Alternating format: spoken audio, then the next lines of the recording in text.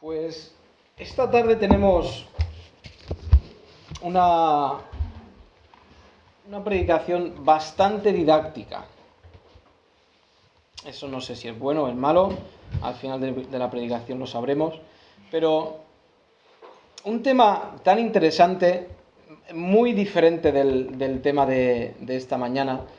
Esta mañana la predicación ha cogido derroteros que no se esperaban al principio, pero hemos hablado de lo espiritual, de que la vida cristiana es una expresión espiritual. Y hablando de temas muy espirituales, contrasta mucho con algo tan, dejadme que lo exprese así, es bíblico, con algo tan terrenal como lo que voy a hablar esta tarde. Quiero hablar esta tarde del gobierno de la Iglesia. ¿Sí? ¿Cómo se debe gobernar una iglesia?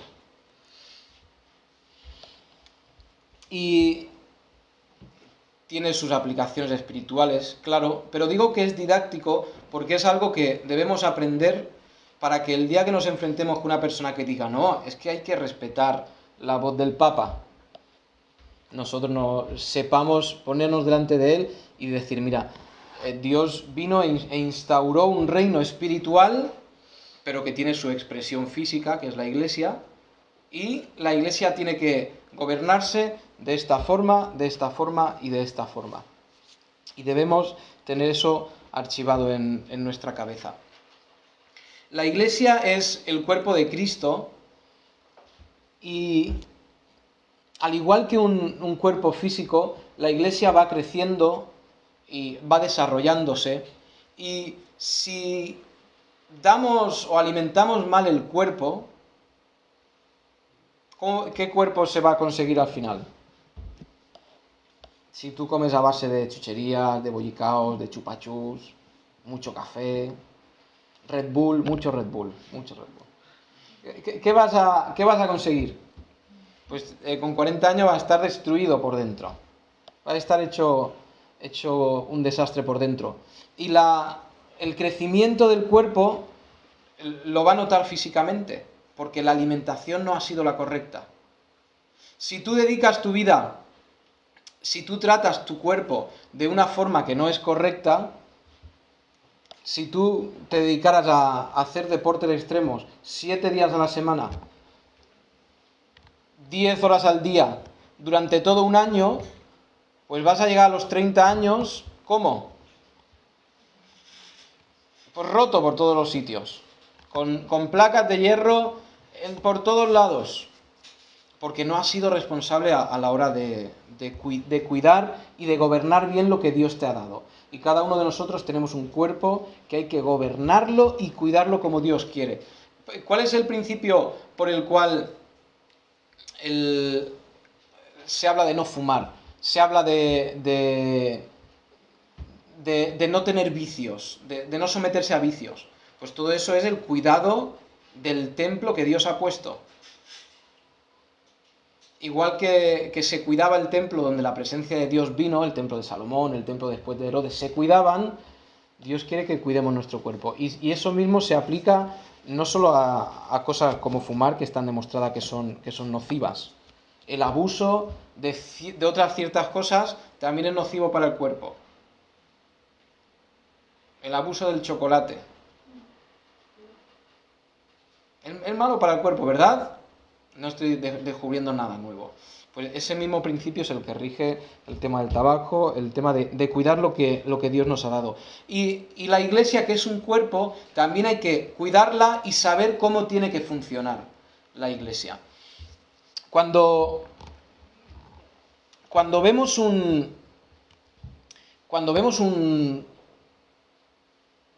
cuerpo, cuando vemos una persona, muchas veces, y si la persona es un desastre, lo primero que es un desastre es su cabeza. ¿Sí? Muy bien, yo llego al culto con la pierna está levantada hasta arriba, el pantalón, llego con un agujero en la camisa, y tú me ves llegar y ¿qué es lo primero que dices? A este arriba algo no le funciona bien. ¿Por qué? Porque no es normal. Porque el cuerpo es dirigido ¿por qué? Por la cabeza, así de sencillo. Fijaos, el que tiene liderazgo sobre algo ejerce influencia sobre algo. Los que entendéis un poco de fútbol, o los que entendéis un poco de baloncesto. Se dice que un equipo va a tener el carácter que le imprima el entrenador, ¿sí? Tú tienes a un entrenador, y creo que más o menos todos entenderemos lo de fútbol. Tienes a un entrenador que es muy defensivo. ¿Cómo acaba jugando el equipo? Muy defensivo. Tienes a un entrenador que es muy ofensivo, pues ¿qué vas a tener? Un equipo muy ofensivo. Y eso se lleva a la iglesia. Ten a un pastor, ten a un líder muy preocupado y muy interesado por la oración, ¿y qué va a hacer? Pues va a empujar mucho lo de la oración. Ten a un líder preocupado por el tema de misiones, el cual para él el tema de misiones sea muy importante. ¿Qué vas a tener? Una iglesia la cual hace mucho énfasis en el tema de misiones. Y esto no es raro, esto es normal. Por eso dicen los que entienden mucho de esto, que al final una iglesia va pareciéndose al líder de la iglesia. Y esto lo llevamos a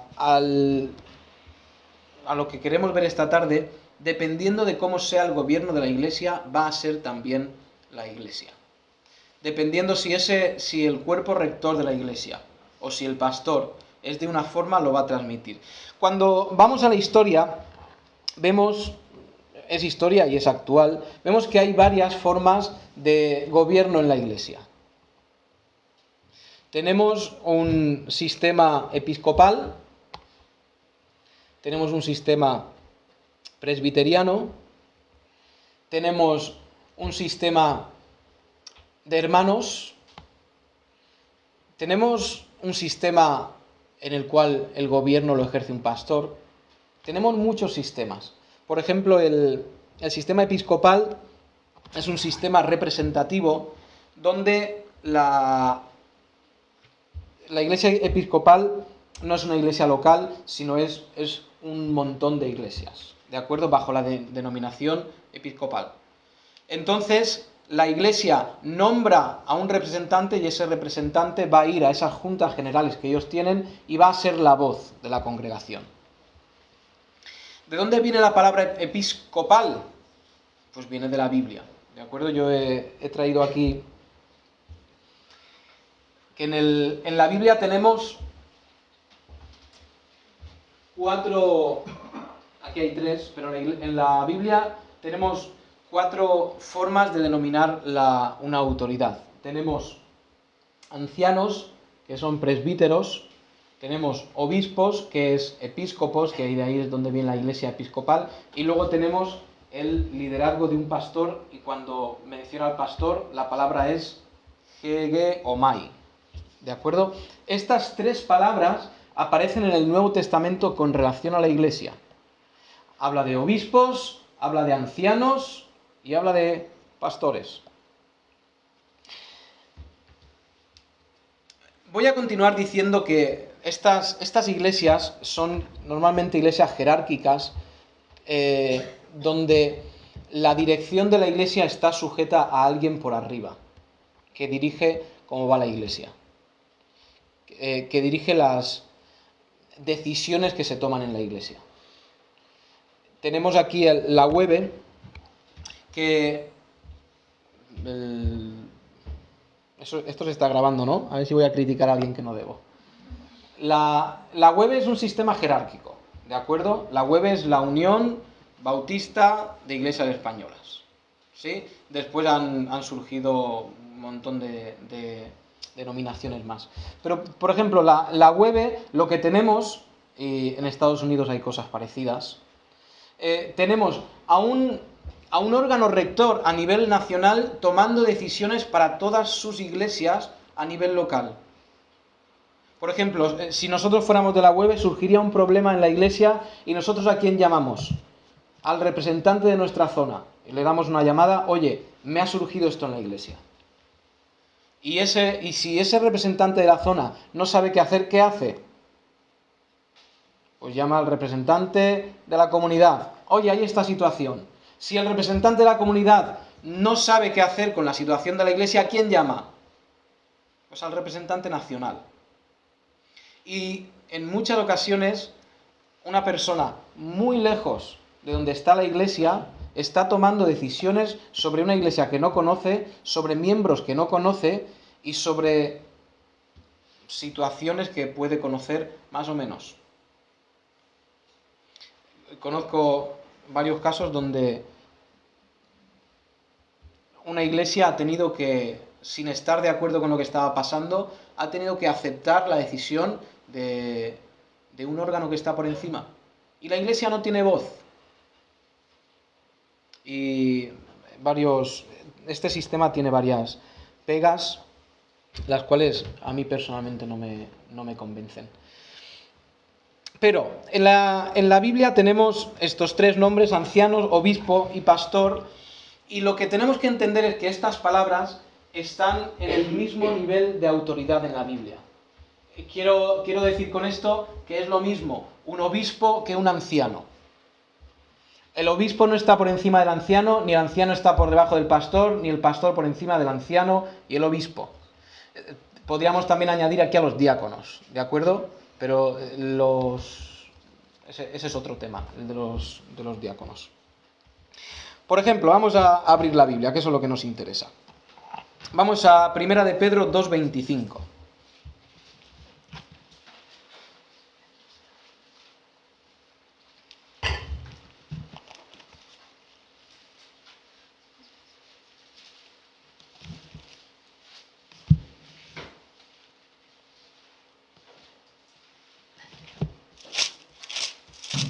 Primera de Pedro 2:25.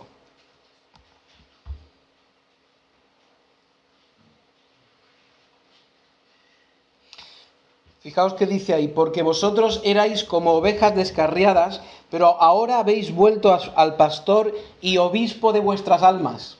Y tú dices: Israel, es que está en no mayúscula la palabra obispo y se está refiriendo a Cristo. Pero la palabra está hablando de alguien que gobierna, de un gobernador. Y está usado en otros lugares de la Biblia. Hechos 20:17. Vamos a mirar.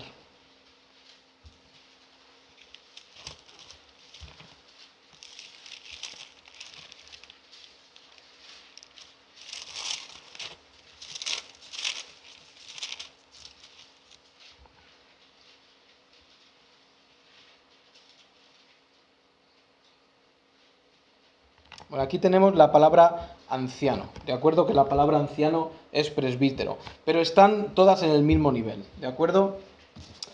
Vamos a Tito 1:5, a ver si ahí lo tenemos más claro. En Tito 1:5.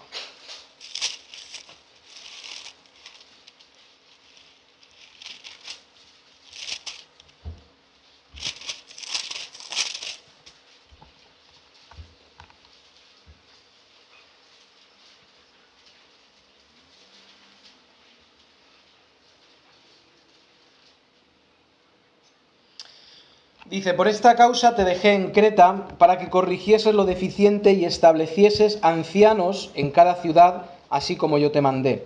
Al que fuere irreprensible, marido de una sola mujer, y tenga hijos creyentes, que no estén acusados de disolución ni de rebeldía. Porque es necesario que el obispo, ¿veis cómo usa aquí las dos palabras? Anciano y obispo, y manteniéndola en el mismo nivel. Porque es necesario que el obispo sea irreprensible como administrador de Dios, no soberbio, no iracundo, no dado al vino, no pendenciero, no codicioso de ganancias deshonestas, sino hospedador, amante de lo bueno, sobrio, justo, santo, dueño de sí mismo, retenedor de la palabra, fiel tal como ha sido enseñada, para que también pueda exhortar con sana enseñanza y convencer a los que contradicen. Está diciendo: la persona que está en autoridad, tanto el anciano como el obispo, el líder de la iglesia, lo podríamos decir así, debe reunir todos estos requisitos. En Primera de Pedro tenemos algo parecido.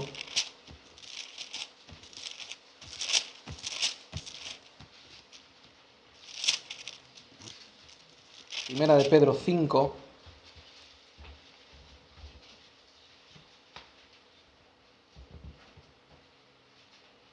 Dice: ruego a los ancianos que están entre vosotros, yo anciano también con ellos y testigo de los padecimientos de Cristo, que soy también participante de la gloria que será revelada. Y Pedro está incluyéndose entre esos ancianos. Esos ancianos es la palabra presbítero.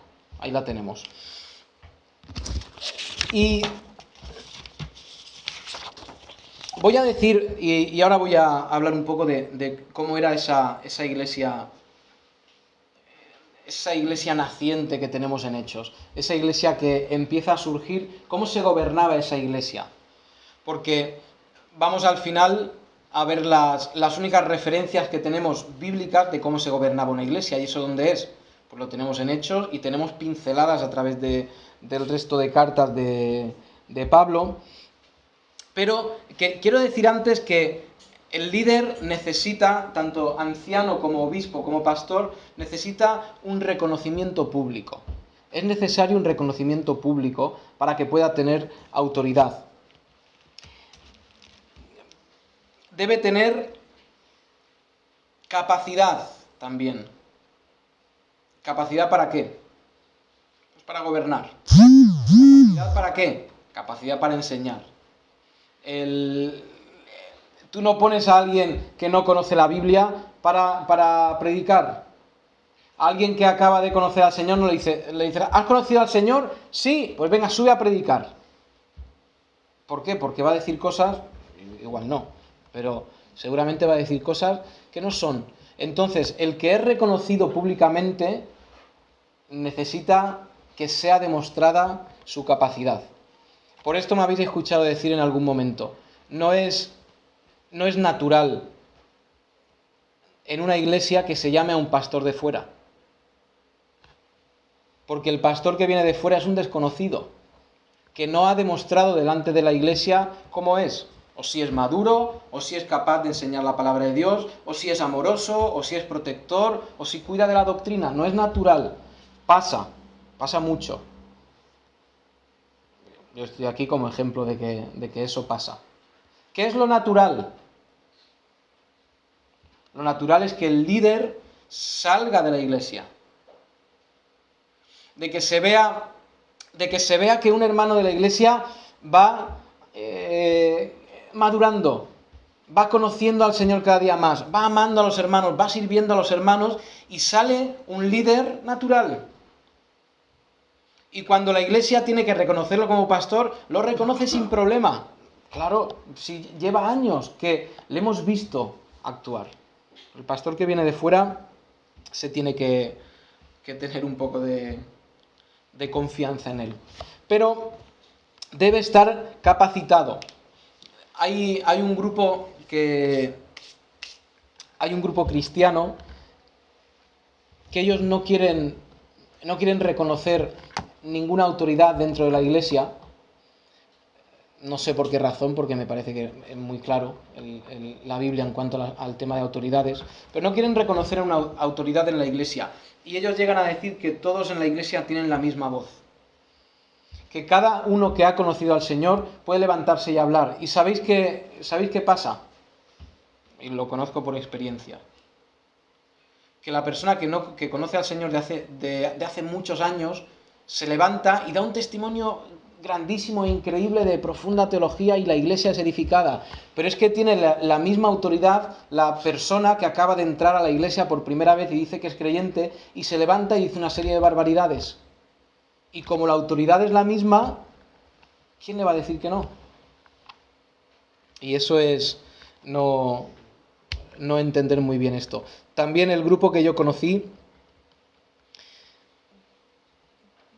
al pensar, este grupo que yo conocí quizás es un poquito especial, pero estaban en contra de los seminarios e institutos bíblicos y decían que cada creyente era capaz de estudiar la Biblia y enseñarla. ¿Y sabéis qué pasaba? Como estaban en contra del estudio formal de la palabra de Dios, la iglesia era un desastre. Historias. Necesita un reconocimiento público de autoridad el que va a gobernar la iglesia. O sea, necesita que una iglesia le elija y diga él o este grupo va a ser la autoridad. ¿Por qué digo este grupo? Vamos a entrar en Hechos, vamos al capítulo 14 y vamos a empezar a ver cómo se manejaban esas primeras iglesias que van floreciendo a lo largo del Mediterráneo. A lo largo no, en esa zona asiática del Mediterráneo. ¿Qué está pasando con esas iglesias? Cuando Pablo va a través de los lugares y se va, ¿qué pasa en la iglesia cuando él se va? Cuando esa autoridad tan fuerte que es Pablo, y recordemos que a los 12 apóstoles tienen una autoridad especial que llamamos autoridad apostólica, ¿de acuerdo? Entonces ellos eran un poquito especiales en ese sentido. Y Pablo tenía esa autoridad apostólica. Pero ¿qué pasa con las iglesias cuando Pablo va, las forma y se marcha? Hechos 14.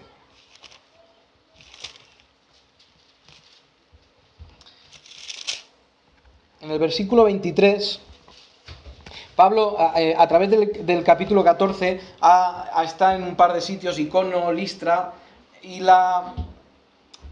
ha establecido una serie de iglesias. ¿Qué pasa en el versículo 23? Vamos a cogerlo desde el 21. Y después de anunciar el evangelio a aquella ciudad y de hacer muchos discípulos, volvieron a Listra, a Iconio y a Antioquía, confirmando los ánimos de los discípulos y exhortándoles a que permaneciesen en la fe y diciéndoles: es necesario que a través de muchas tribulaciones entremos en el reino de Dios. Y aquí es donde nos interesa. Y constituyeron ancianos en plural, ¿de acuerdo? Vamos a quedarnos con eso. Y constituyeron ancianos en cada iglesia, y habiendo orado con ayunos, los encomendaron al Señor en quien habían creído. En estas tres iglesias a las que acaba de ir, cuando él se marcha, y veis que va a la última, vuelve a ir a la primera, para ver que todo estaba bien, ¿y qué establece? Establece un grupo de ancianos que van a ser los que lideren la iglesia. Lo vamos a ver también en Hechos, un poquito más adelante, Hechos 20.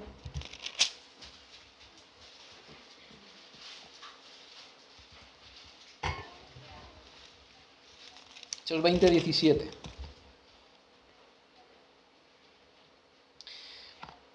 Enviando pues desde Mileto a Éfeso, hizo llamar a los ancianos de la iglesia. Dice que cuando vinieron a él, les dijo: vosotros sabéis cómo me he comportado entre vosotros todo el tiempo, desde el primer día que entré en Asia. ¿Y qué está haciendo? Él quiere mandar un mensaje. ¿Y a quién está llamando? Está llamando a las cabezas de las iglesias. Y fijaos que también está en plural. Aquí tenemos otra vez un grupo de ancianos gobernando la iglesia. Hemos leído Tito 1:5, ¿verdad? Y ahí lo que tenemos... Sí, y ahí lo que tenemos es a Pablo diciéndole a Tito que establezca ancianos. Otra vez en plural. Ahora, ¿debemos nosotros tener un grupo de ancianos a la cabeza de la iglesia? Debemos tener un pastor. Debemos unirnos a una denominación más grande que nos dirija por encima de nosotros. ¿Qué es lo... Al final nos interesa qué es lo más bíblico, ¿no? ¿Sí? ¿No? ¿O nos interesa hacer lo que a nosotros nos convenga? No, nos interesa hacer lo que sea bíblico. Y tenemos aquí que en las iglesias habían grupos de ancianos. Ahora, debemos entender que sobre ese grupo de ancianos, ¿quién era autoridad? Tenemos a Dios como autoridad superior, desde luego, pero había otra autoridad. ¿Quién está yendo a controlar? Pablo. ¿A quién cuando hay un problema le dicen: oye, mira, hay un problema en Corinto, hay un problema? Y le escriben a Pablo y le dicen: mira, hay una serie de problemas. ¿Por qué le escriben a Pablo? Porque era autoridad. En este momento es una autoridad apostólica de la Iglesia. Porque Dios siempre funciona con una cabeza de autoridad. ¿Quién sacó a los judíos de Egipto? Una cabeza. Y recordáis que vienen Aarón y María y están hablando en contra de Moisés, ¿verdad? ¿Y qué les dice Dios? Espera un momento. Tú no eres. Aarón, tú no eres como Moisés. ¿Quién era Aarón? Aarón era su hermano, ¿eh? ¿Y quién era María? Su hermana. O sea, tienes personas que más parecidas no podrían ser.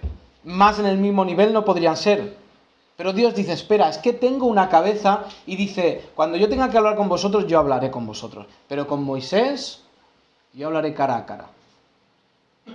¿Quién mete en la tierra prometida a los hijos a los judíos? Josué. No es un grupo. Hay una cabeza. Cuando Israel no tenía rey, ¿quién era la cabeza? Elí, y después lo fue Samuel. Cuando Israel tiene rey, hay una cabeza de autoridad. Cuando son exiliados y vuelven, ¿quién hay en autoridad? ¿Quién es la cabeza de autoridad? Un señor que llamamos Zorobabel. Vale, pero llegamos al Nuevo Testamento. En el Nuevo Testamento no hay cabezas autoritarias. Sí hay cabezas autoritarias. Fijaos en Gálatas 2. Cabezas autoritarias no, cabezas en autoridad. ¿De acuerdo? Eso es la expresión más correcta. Gálatas 12 no, seguro que no. Gálatas 2:12.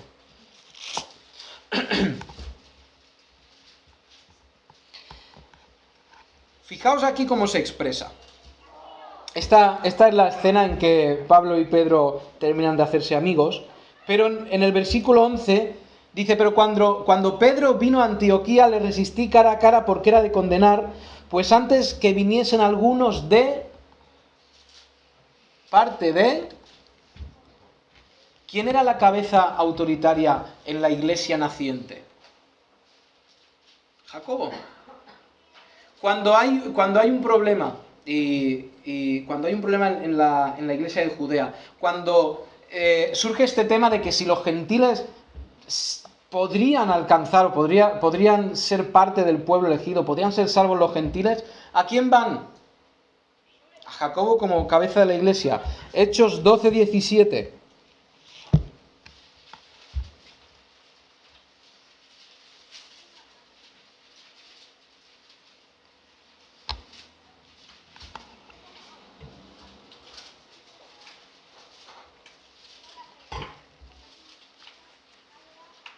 En Hechos 12:17, fijaos también de qué forma se expresa, pero él haciéndoles con la mano señal de que callasen, esto es Pedro cuando ha sido librado de la cárcel, ¿de acuerdo? Y va a tocar la puerta de la iglesia que está ahí reunida orando.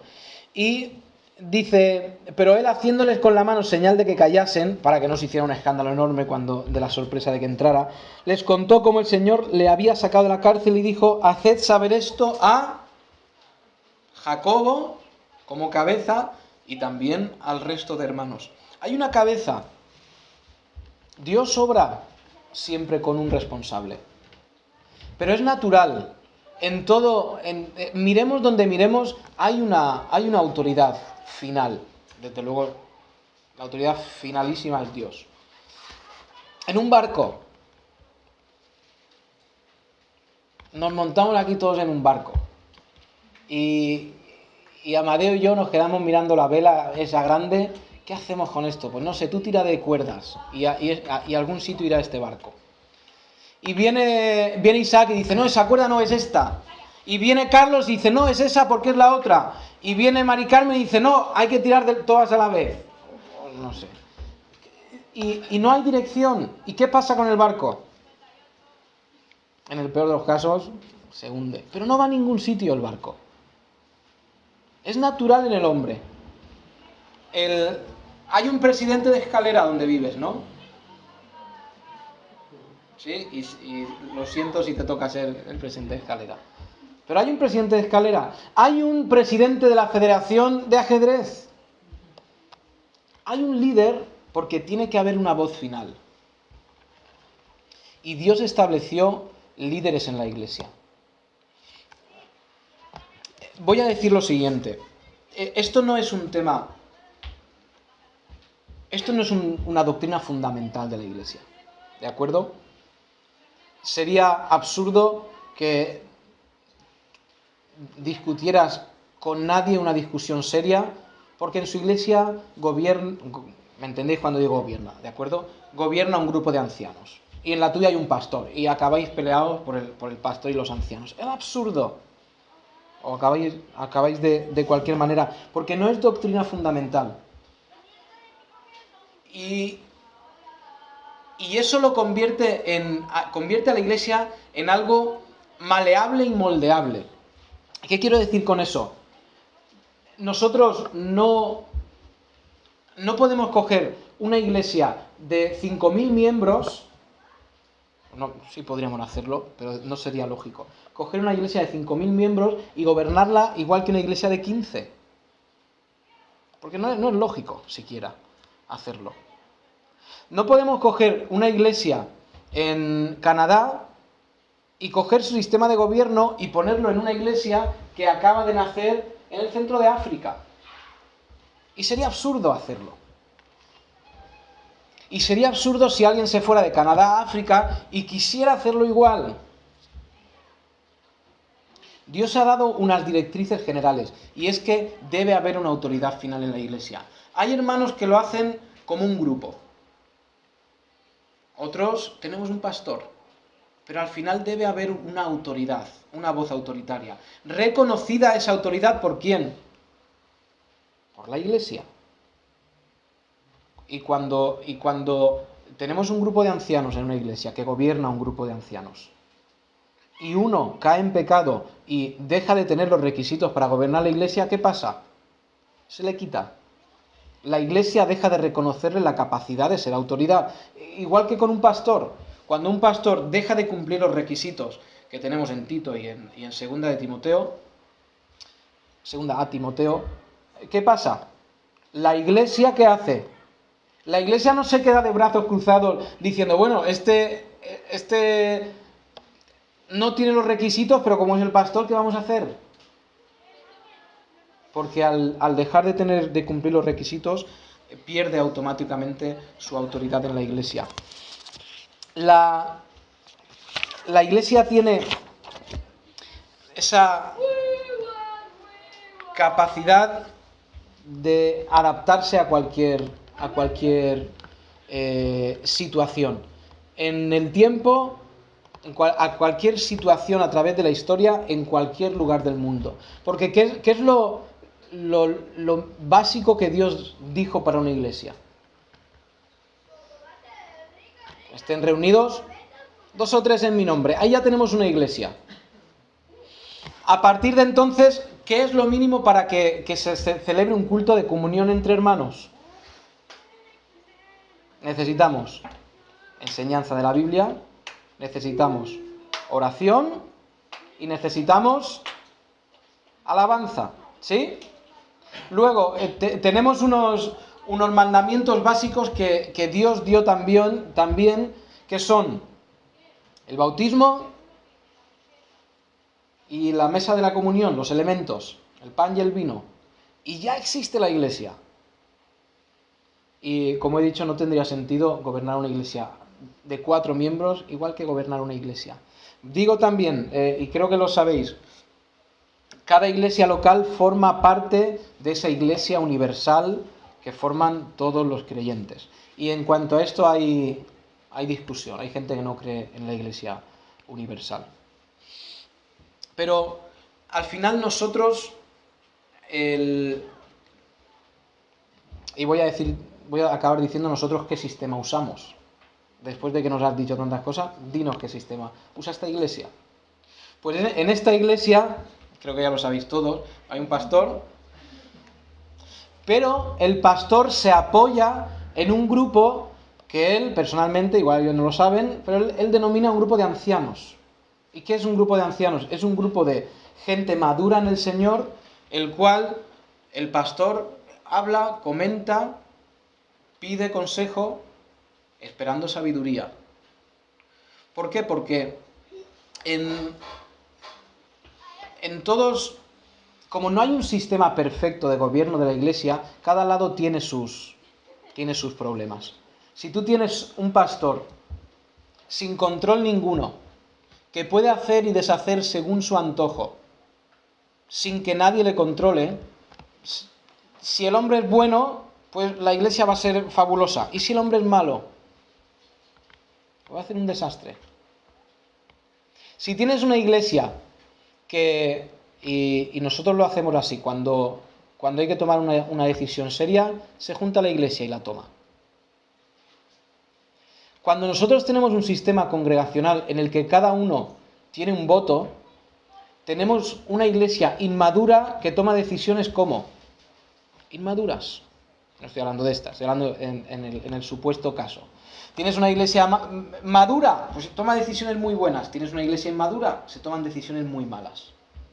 ¿Qué tenemos nosotros? Tenemos un sistema congregacional en el cual se toman decisiones. Y todos habéis estado. Y habéis visto cómo hay temas que se deciden entre todos. Luego hay otros temas que se consultan con ese grupo de ancianos. Y luego hay temas que el pastor, como autoridad, toma decisiones. Intentamos coger un poquito de cada sitio, ¿veis? Somos muy equilibrados. No, pero es lo que al final lo que la Biblia nos está enseñando. Un grupo de ancianos, sí. Una cabeza espiritual, también. Y de esa forma se gobierna la Iglesia. Vuelvo a decir, hay mucha discusión respecto a esto. No es un tema por el cual debes pelear con nadie. ¿De acuerdo? ¿Hay alguna pregunta?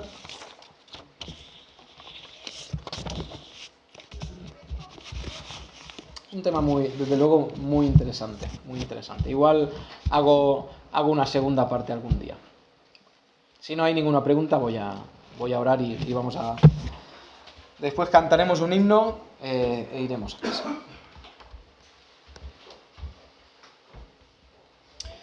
Gracias, Señor, porque nos has dado el regalo tan maravilloso de pertenecer al cuerpo de tu Hijo Jesucristo, que es la Iglesia. Y es un regalo, es una responsabilidad como nosotros personalmente tratamos a este cuerpo, Señor, que es la Iglesia. Danos sabiduría, Padre, para gobernar de una forma que a ti te agrade. Danos al final tu Espíritu Santo, para que tu Espíritu Santo sea el que está moviendo la Iglesia, sea el que está moviendo las decisiones. Y nos encomendamos a ti, Señor, porque teniendo la dirección de tu Espíritu Santo, sabemos que estamos yendo en la dirección correcta. Gracias por cada hermano que forma parte de este cuerpo.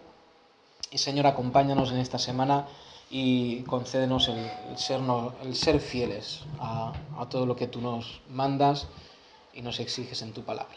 Gracias en el nombre de Cristo.